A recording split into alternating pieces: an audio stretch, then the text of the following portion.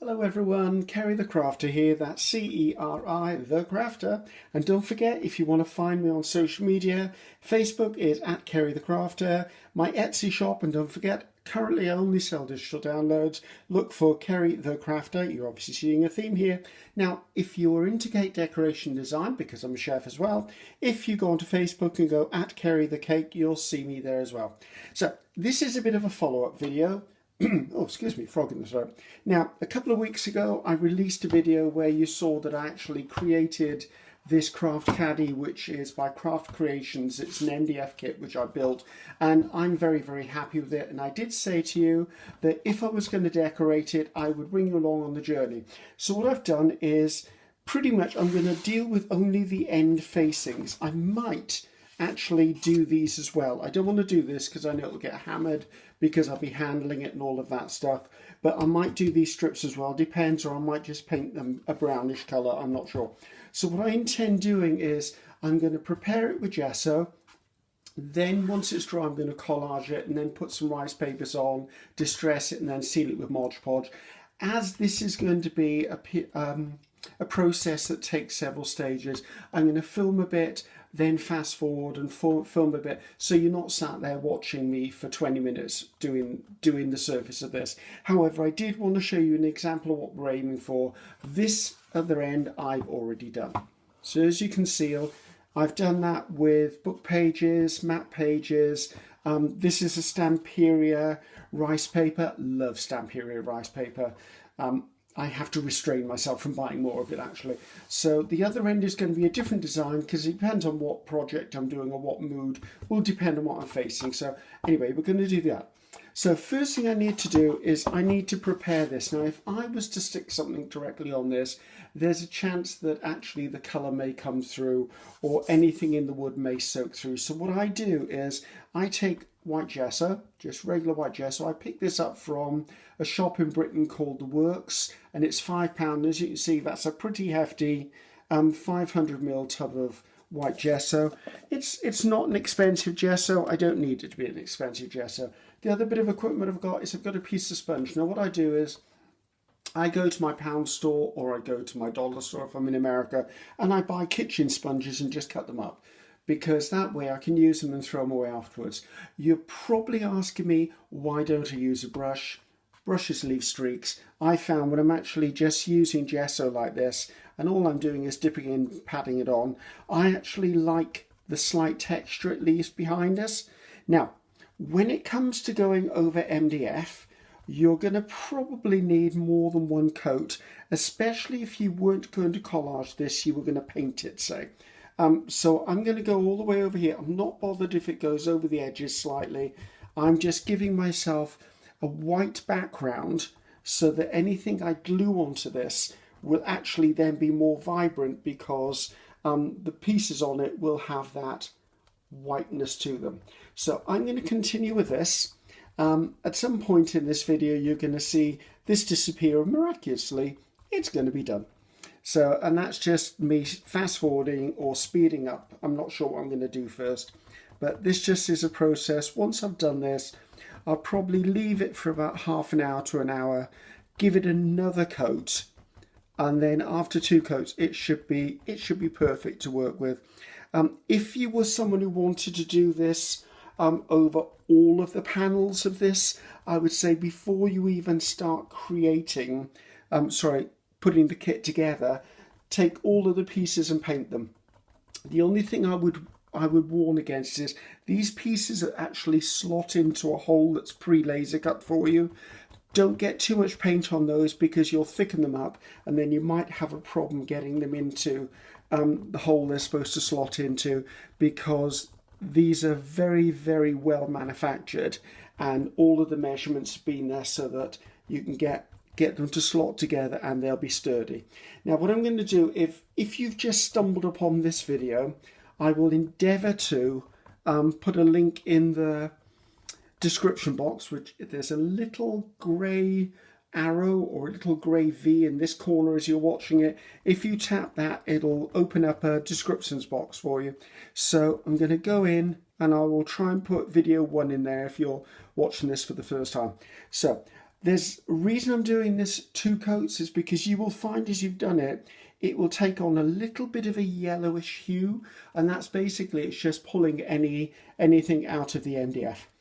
Okay, so I will see you in a second, guys. Well, it'll be a second to you, it'll probably be tomorrow for me. Well, here you go, it's all nice and dry. That took 2 coats. I did actually end up doing the bars on the side, and I'm going to attempt to do those. Now, if you do find that any of the paint goes over the edges, don't worry, because I'm actually going to use archival dark brown to actually bring that to more of the burnt colour that comes from laser cutting anyway. So let's put that just by there. Now, what I've done is, as you can see on the other end, which is finished, I've used some text pages. So I've got text pages. I've used some small text pages, I use that as a filler. I've got some maps, so I've got the remains of the map pieces that I used before, and I've got music, I believe. Where's the music in here? There's some music, and I've got music, and if I run out, I've got more music. So put that to one side. Now, whereas I used this rice paper from Stamperia with this beautiful butterfly or moth, I'm not sure what it is, right in the middle. At the other end, I'm going to use something slightly different. What I've done is I've kept all of the offcuts from this so I can actually carry the theme through to the other end. But at the other end, I'm actually going to use a flower. I'm probably not going to use the whole of it. I'm just going to use a piece of it. Not sure. I'll play around with that. And I like to do that when I'm actually about to create it, so I don't premeditate, should we say. So my process for this so far now is I'm going to look at the pieces I've got. Let's turn that the right way up or it's going to get really confusing at this point. And I like to lay them on there dry. So obviously if something's got a 90-degree angle to it, I would probably aim to put it in a corner, but I don't have to. Let's see where we're going. I actually quite like that one there, and it's almost the right height. Now, I'm not worried if this goes over the edge, and I'll show you why once I've added it and once it's fully dry. So I'm just going to lay that there. Remember, I'm not committing at this point. It doesn't matter what I do, as long as it's dry, I'm okay. Right, I quite like that piece. I don't need it all of that, so that can just be cut off a bit. As I said, I'm not worrying about making sure pieces fit perfectly. I don't actually want to cut them to the perfect size, and as I said, you will see why later on. Right, that's quite nice there. Now, like a lot of people who do collage work, I like to work in threes. So you'll find quite often I've got 3 sets of things on there, or 3 patterns or 3 types. Quite like that there. Let's take that there. So if I've got one piece of music, I'll try and put another 2. If I've got one piece of text, I'll try and put more text in. Let's see if I swap that over. I like that on top of that, I think. I'm doing that. I can probably take that bit off and make the music more prevalent. There you go. So let's start with, let's take the map now. Right, map. Now this map has grid lines on it. I like to keep those horizontal or vertical. If you do them on an angle, for some reason, for me, it just doesn't work. And I don't know why, it just doesn't. So I'm going to take this piece here and slide that under there. So I've got the top area done pretty much. And again, I'm just, some people call this auditioning the pieces, and I'm literally just putting pieces where I feel pieces would look pleasant. So that's gone over, so that can go over there.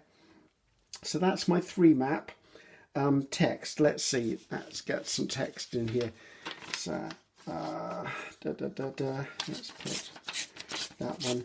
Now, text is something I don't mind where it's that way or that way.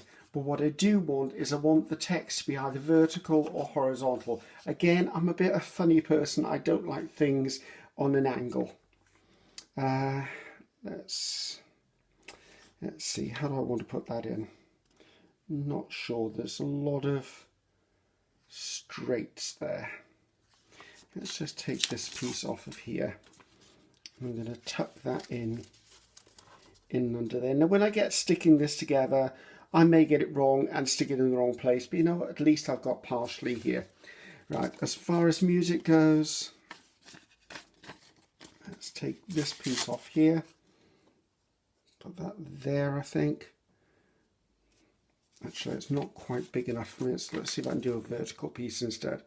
There you go. Right, so I can take that little bit off there, just so I know that's going there. Now I've got a little patch there. I'm not going to worry about that. That'll probably get covered up in the bigger picture, literally.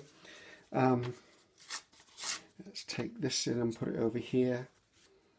Upside down, don't mind it upside down. Right, so I've got 3 music, 3 map, I've got 2 text. I'm actually going to come in now and I'm going to use text just to fill in the pieces, just to make sure things are fully ready to go. So that's quite a nice big piece. Let's put that there. Now I'm trying to re-tear these. I've used a tear ruler to remove the excess white pieces, but what that does, it tends to give it really uniformity. And that's not really where I'm at with this. So just tearing it by hand. Now I might put that to the back, to be honest. Also, it bothers me slightly that that's there as well. So let's see if I can do something about that. Right, I've got 3 map already, but I don't mind slipping a little bit of map in just to cover that up. And this piece here can have anything I want in it, because there's text, there's music on every single part of it. So let's have a little bit of a look. I might just come in. It's a bit small. Let's see. Actually, you know, I might try and slide that bit over a bit. There you go. I don't mind that. I don't mind that. That's okay. Now I've just got this bit here. Let's see if I can just repeat this one here. Right, and I think that's going to end up under there, and I'm going to re-tear that edge. So my next thing is now, it depends on how complex I've got. Sometimes I'll actually take a picture of this on my iPhone or any phone I've got, or even my iPad, just so I can see what I'm looking at. I'm going to put my spare pieces out of the way. Let's move it over to one side. Now I'm going to use another piece of paper here, and this piece of paper is just here to help me move those off. As I said, I'm not going to worry if I don't remember everything in its right place. This is my art. I will do it as I wish, and you need to remember that. You're not following anyone else's rules. You're doing what you want to do. Now, as you've seen, I'm using Distress Collage by Ranger, and I'm going to come in and just put a coating of this on. I found because you've got a coating of gesso on here, white gesso, it's not going to absorb in. If I'd have actually put this directly onto the MDF, there's a very good chance it would have absorbed in. I also work in sections. As you see, I'm going to do the top section there. So I think we decided we were going to put the map in here. Map and see, we'll move it over so it just goes to the edge. Now as soon as I've got it down, I'm going to come down with the brush and actually just brush it down so that I can make sure it's fully in contact. And if there's any bit that feels like it isn't, like up here, put a little bit extra in and just go ahead and brush that in. It'll soften the paper a bit and it makes it easier to add. Then I do remember we have this piece here. Now if things are not perfectly horizontal or vertical, I'm not going to get upset about it. And do remember, guys, I'm doing this looking through the lens of an iPad, so I'm not actually able to see exactly a top view of what I'm doing. Right, where was I on here? So the next piece comes in from here. As I said, I'm not trying to make it perfect. I just want it to be aesthetically lovely when it's finished. So pop that in there, because I did have that in there. There you go. Now I know that I've got a piece of text to come in, and I think I'd like that next because I want the music along the bottom to go over the top of this, or else it'll be far too much text on my page. Now there comes a point when things starts to get a little bit tacky to the touch, as in it starts to get a little bit sticky because the collage is beginning to dry. Just before that happens, I want to come in and I'm going to use a plastic payment card or a credit card, something along those lines, just to smooth any air bubbles out. And I'm just about getting to that stage actually, so I've just put one last coat over there, and what I've done is I've got an old store card and just pressing it down, and what this will do is it'll actually remove any air bubbles and make sure it's fully in contact with. Don't forget the edges, guys, coming along the edges. At this point I tend to use the card just to establish where those edges are. As I said, I'm not worrying about those edges, but I am working everything into place. Once this is completely finished and it's dried and I put everything on top, I will be adding Mod Podge over the complete thing anyway. Right, I've got that in place. Let's keep on working. So over here, I know I have a piece of the music, and I wanted that to be there. Again, smooth it down. So you can see where I'm going with this, guys. You can see what I'm doing. I'm building this up as I go along, making sure it's fully coated. Now, when it comes to the bars on the side, these bars, I'm going to do the same process, but I'm literally just going to tear strips of any of the papers that I'm using, and I'm going to line them along there. So I won't do that bit on screen, or this video is going to end up as being very, very, very long, and we don't want too long of videos, do we? So let's see where else is. I've sort of lost track a little bit of where I am on this, but that doesn't matter. At the end of the day, no one is coming in and judging it. It's just me, and it's for me, so I don't mind that. I do know this piece was coming, and what I didn't do was tear this edge, because originally it was going to be an outside edge, remember? Now it's an inside edge. So I don't mind it being a straight line, I just don't want it to be a sharp straight line. So that can come in here, because I know this was by here. And again, I'm trying to keep the verticals vertical, the horizontals horizontal. All right, let's see where I'm at.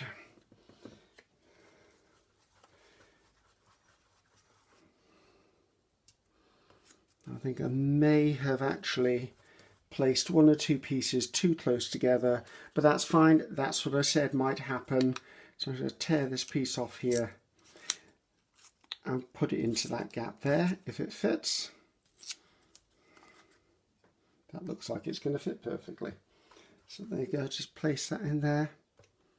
And remember, there is rice paper going over this, so if anything is slightly not matching up or just slightly exposed, I'm not going to worry about it. I need one more piece.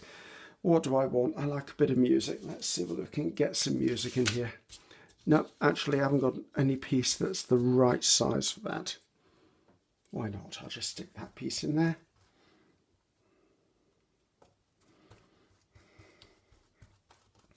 And then I'm going to get one more little bit of something. Let's get another piece of music, I don't mind.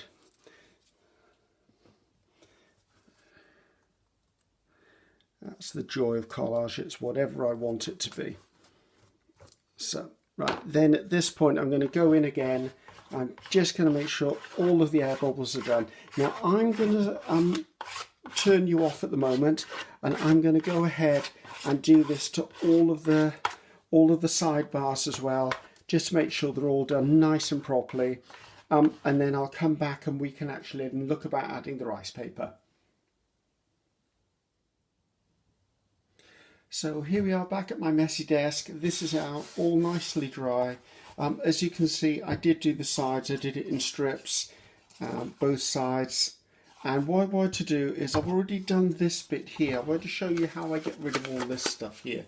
Now, it's very tempting to go with a craft knife and cut around this, but I find sometimes I slip the craft knife or I don't get a really nice clean edge. I like to have it really smoothed down. So I'm going to show you how I do it. Now, it's not the only way to do it, obviously, but it's the way I do it. It's going to be a little noisy, so I'd turn the volume down if I was you when I actually start doing this. So I use old school people will call this sandpaper, some people call it glass paper. You could use an emery board, anything like that, and that's what I use for this. So as I said, beware, this is probably going to be a little bit loud, but not loud, just irritating. And all I do is I run this over the edges.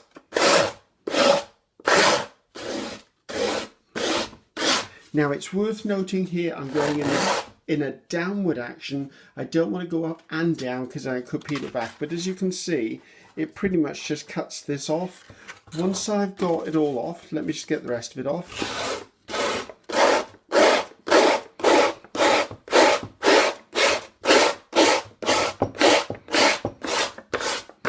So once I've got to about this point, I usually just pull down and it'll come away. This bit's probably stuck too much, there you go.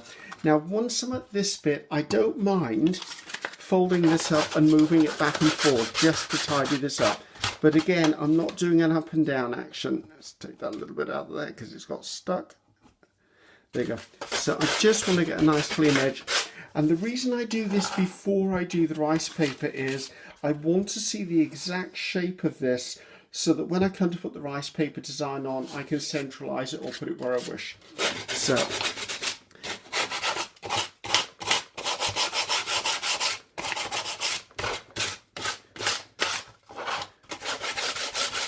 that's nice and cleanly done. Now when it came to doing the pieces here, all I did was I folded it up and I went in this way, again rubbing down. But as I said, all personal choice, but that's just the way I do it. I want to get that nice and clean. Okay, so that's what I'm going to do. Now I'm going to set that to one side and I'm going to set up to do the next bit of filming, which is when I do the magic bit, which is put all the rice paper on. So see you in a few seconds, guys. So here we are, I'm all ready to go. I've got my bits of rice paper. I've got the Distress Collage medium, but you could be using Mod Podge. And once this is all done and ready to go, I'm probably going to give it one whole coat of Mod Podge anyway, just to protect it for durability. And I've got one of these wider brushes. They're from, who are they from? They're from Ranger, aren't they? Tim Holtz. It could be any brush. I just happen to have these on hand. Now, before I start working, there's something I want to explain about rice paper. As you can see, rice paper is very much like tissue paper. Yes, you can use a water brush, wet it and tear it. I actually just like tearing it. However, if we look at the other side, you'll see there are some really thick filaments in this. It doesn't tear as easily as tissue or napkin. You may need to come in with the small scissors and just snip these little bits occasionally. So just be aware that's there. So I don't really have a plan for this, but there's one or two elements, as I said, from the other end that I actually want to add to this end. So I know I quite liked that, and I know I quite liked that. And there's this piece here. Now, the flower itself is too big for what I want, so I'm actually going to go in, I'm going to tear it, hoping I don't get any of those big pieces of filament. And I'm just going to tear the flower out of the middle of this, taking away some of the excess petals. Also, I'll take off the Stamperia logo. I love Stamperia, but I don't need it all over everything I'm decorating. So there you go. There's one of those fibres. I managed to tear it, but as you can see, it is quite thick. So I'm going to come in, I'm just going to snip that bit off because it'll become a problem later on otherwise. So that's roughly what I'm planning to do. As I said, I don't have a huge game plan of where I want things to be, but I've got a rough idea. Do I like that way or do I like it that way? I think I like it that way actually. Maybe I'll have that coming over the top. Maybe that needs to be torn down a bit as well. Now, all of these little pieces I'm tearing off won't be wasted because firstly, I could use things like this on a tag or a journaling card at some point. But to be honest, I'm probably going to use them on the sides of the sidebars here. So I'm just going to move this off just before, just so I know it is. I've got one of those flexi cards again, an old payment or old rewards card. And I'm going to start up here with this now. I don't like this straight line here, so I'm just going to do a bit of a tear down it. Now, when you use any sort of collage medium on rice paper, it becomes a little more transparent anyway. So it's just worth noting that one, that you may think, oh, why did I put all that text paper on beforehand when it's not going to be seen? It will be seen. So let's put that on there. Now you could be doing this with tissue paper and you could be doing this with napkin. Just be aware that if you're doing it with either of those, try not to get things too wet, because what will happen is they will just dissolve and crinkle up on you. So just put a little bit more over the top. Now you'll also note that I'm leaving the edges on again, and that's on purpose because I'll do the same process as I did before. Now I'm going to come in and just smooth this down. This gets rid of any of those air bubbles I don't want to see in this. There you go, so that's that one. Now I wanted this down this side, I seem to remember.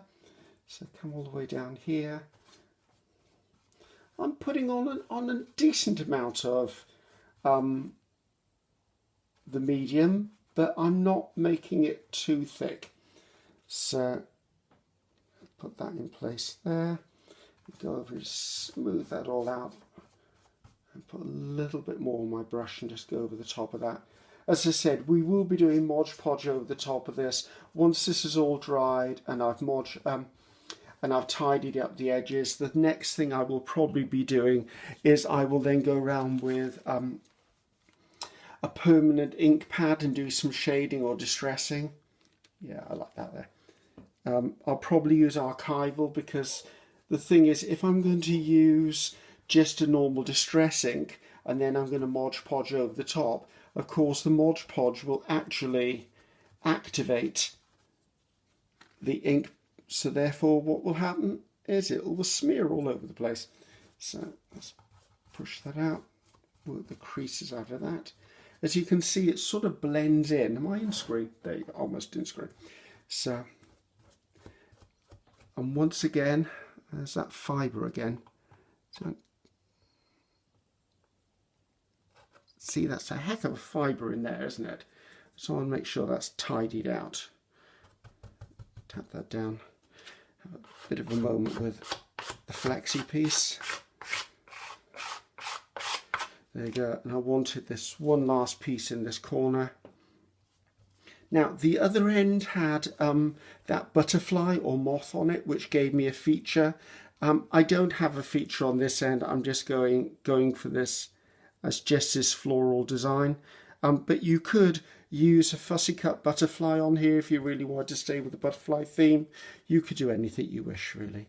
As I said, there's some beautiful napkins out there, and I do use napkins quite a lot. So let's just smooth that down as well.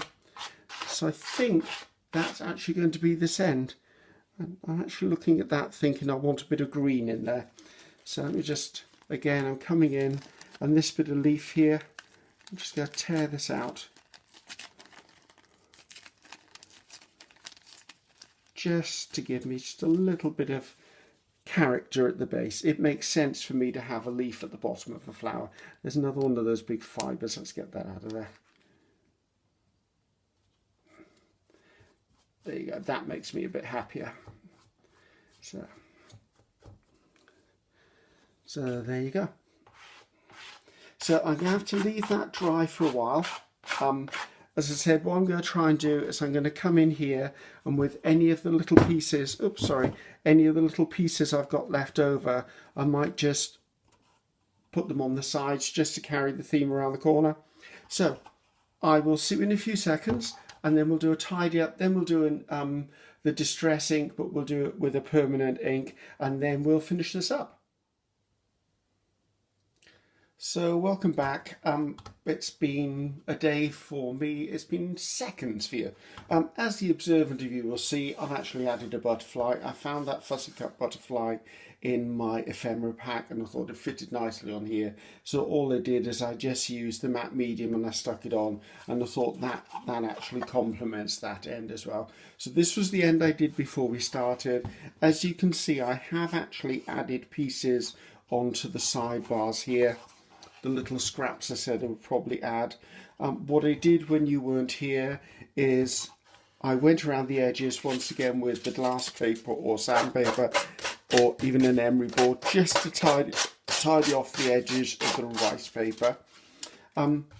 Just two more stages to do. One I'm going to show you, one I'm going to talk you through, because otherwise this video is going to be this long. It's going to be really, really long. Now, what I'm going to use now is I'm using sepia and I'm using archival ink. The reason I'm using archival ink is because if I was to use the distress ink that I would normally use, the moment I put Mod Podge on, of course, it would reactivate and then it would move around. At least with the archival, there's a really good chance it's going to stay in place. So I'm using the method I would normally use if it was a piece of paper, and I'm just going to come around the edges just to give this a little bit more of a vintage look, should we say. Now, I'm not going to do the whole thing start to finish because, as I said, I'm trying to keep this video so it's not a million hours long. But you can see that this just brings it all nicely together and brings it to life. Just this little bit of sepia on the edge. Also, if you've got any areas that you think are a little bit too light, like say I thought that was a bit light there, I could come in and just knock it back a bit with the ink. Now, when it comes to the sidebars here, they are quite light to start with, so I'm just going to come in and I just want to catch the edges of this. At the end of the day, this is just my paintbrushes and my pens and all of the stuff I'm going to stick into it. I'm not sure how much I'm actually going to see of the caddy once I've stuck stuff to it. Something I'm still considering doing is I'm still considering taking some brown acrylic paint and actually painting the inside and these bars. I should have thought the project through earlier and done all of that before I assembled it, but you know, I don't really mind. As I said, this is for me. This archival ink here, as you can see, is knocking this back quite nicely. It gives me that nice vintage feel. I'm not bothered by it. I'm enjoying it. I like what this has become, and it will definitely have pride of place on my workplace. And for those of you who watch me on TV when I do the Create and Craft and Shopping Channel shows, you never know. You might see me take it with me because they're darned handy. They really, really are handy. So a couple of things that are probably in the first video are all the details of where you can purchase one of these caddies for yourself. The rice papers I used were Stamperia. I love Stamperia rice paper. They've got such a wide variety. The method I've used, I just used the Ranger matte medium to put them on with. You could do it with Mod Podge. You could have used anything you wanted, really. This is just my take on the idea. I did enjoy doing this. As you can see, I can just take the colour back a bit. I'm not sure I want to paint this, but I don't know. Another idea I might consider to, just put the lid on my ink so it doesn't dry out, is, as you can see, what you're going to see is not a lot of this, because all of this is going to be filled in with pens, pencils, paintbrushes, things like this. This end will be seen. These will be seen. This will be seen. But as I said, I'm not overly worried about all of this. It's just for me. But as I said, I might go in and I might paint this a darker brown or something just to make it look even more a little vintage. But the one step I'm not going to do on camera, but I did want to talk you through, is I'm going to Mod Podge the whole thing. Now, I tend to use matte Mod Podge because I don't really want it shiny. Which end is it? This has already been Mod Podged, so you can see there isn't a lot of shine to it, but what that will do, it will just seal everything in and it will make it a little more durable. Do I care whether it gets knocks and bumps in it? No, it's a piece of equipment and it's going to get loved a lot, should we say. So, hope you enjoyed that. I don't do very many tutorials, especially don't do tutorials of this length, so I really hope you've enjoyed that. It's one of the things I promised to do. If you want to see the build was in video 1, and this has all been about decorating and chatting through techniques. So set that to one side. I will try and do some pictures on my Facebook page once this is all done. So remember, if you want to find me on Facebook, come and have a look at Ceri the Crafter, and that's where I'll do some shots of this once I've actually finished it. If you want to shop for the digitals that I actually create, look for Ceri the Crafter on Etsy. Really good if you favourite my shop. You favourite, then you get notifications if I put stuff up. I only ever sell digital downloads, so don't expect to see any physical products. Oh, you never know, in future I might. So this is me signing off. So this is Ceri the Crafter, Ceri the Crafter. Hope you've enjoyed this. Have fun and enjoy crafting, guys. Bye-bye now.